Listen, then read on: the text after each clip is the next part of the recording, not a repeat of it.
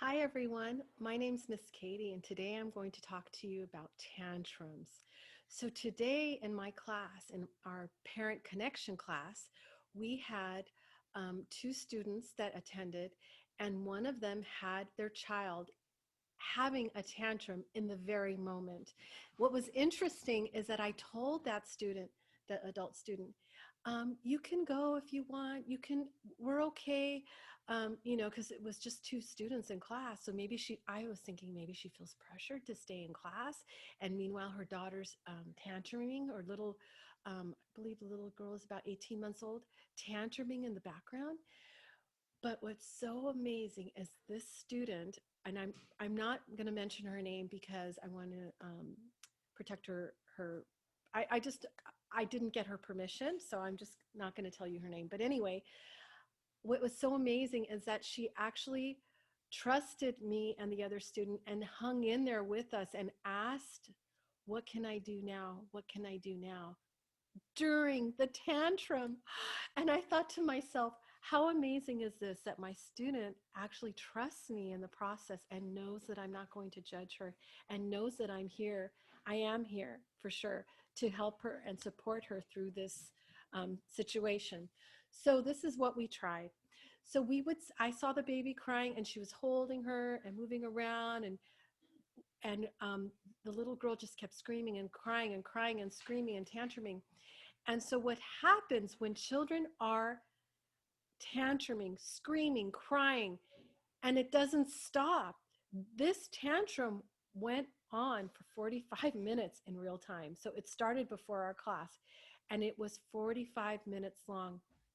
So, what happens is, um, in the science behind the tantrum, is the child gets stuck in the brain stem, in the reptilian brain, and either they're overly tired or upset or they feel unsafe or they're just angry and they get stuck.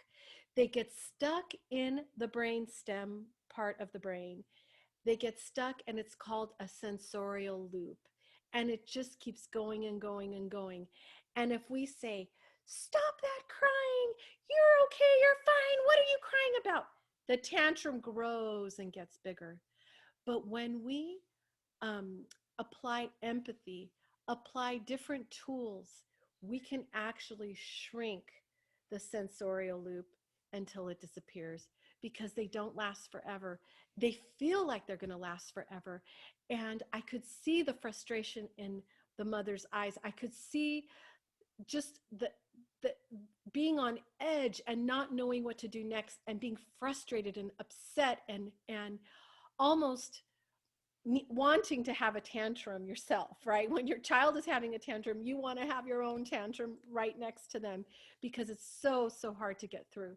So with the sensorial loop, so it's the child is stuck. The child was stuck before our very eyes in class. And so there's ways to help the child motor out through the sensorial loop. With an older child, I could encourage them, push on my hands, push as hard as you can on my hands with all your strength. Or we can lay on our backs and push each other with our feet, have our feet pushed back and forth that way. Or we can say, "Let's go for a walk." Or we can walk with the little one holding their hands, walk around the house.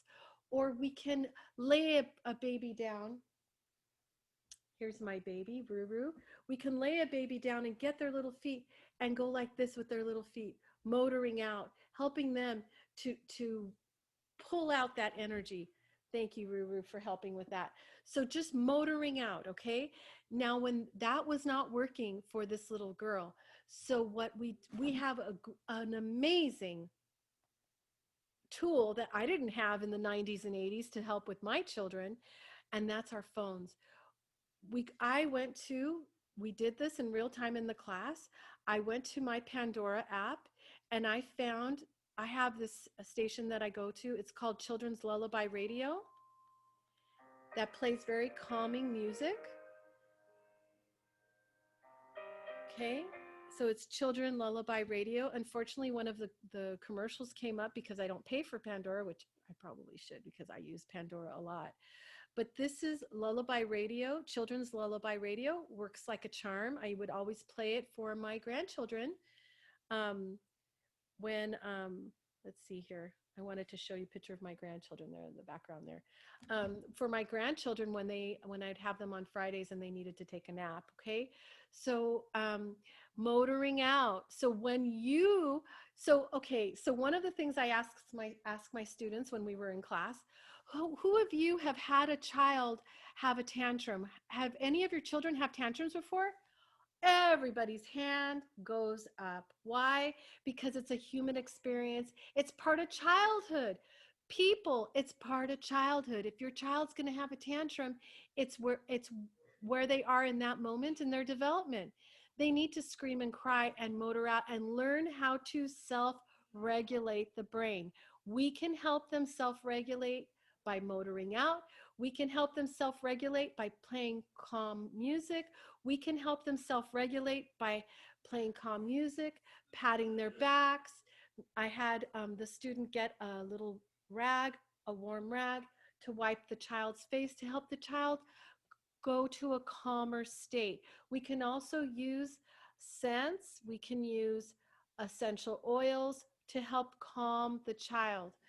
There's different ways of helping calm the child by using the senses. When a child is tantruming, we can't really do visual because they're crying or their eyes are shut while they're tantruming, but we can use sound, we can use scent, we can use touch, we can use sight, sound, touch. I think that's it. So we can use those senses to help calm down a child, okay? Tantrums are part of childhood. Some parents will shame themselves. Oh my gosh, I'm a horrible parent. My child's having a meltdown. Or, oh my gosh, my child is having a tantrum and I want to have a tantrum too. All of these emotions are normal and natural, and you are a human being. So yes, it's very common for us to get upset, to get um, angry, to get frustrated, to get sad, to get overwhelmed when a child is having a tantrum. So this is what you can do for yourself, and your child may watch you do this and may do this for themselves. I've seen little preschoolers do this in class because this is what I teach in the class in front of the parents, in front of the children, putting your hand on one hand on your heart, one hand on your belly, breathing in and out through your nose, breathing in oxygen. Women tend to be shallow breathers. We need more oxygen in our bloodstream, in our bodies, in our lungs to help us calm down, to help us regulate, to help us feel better.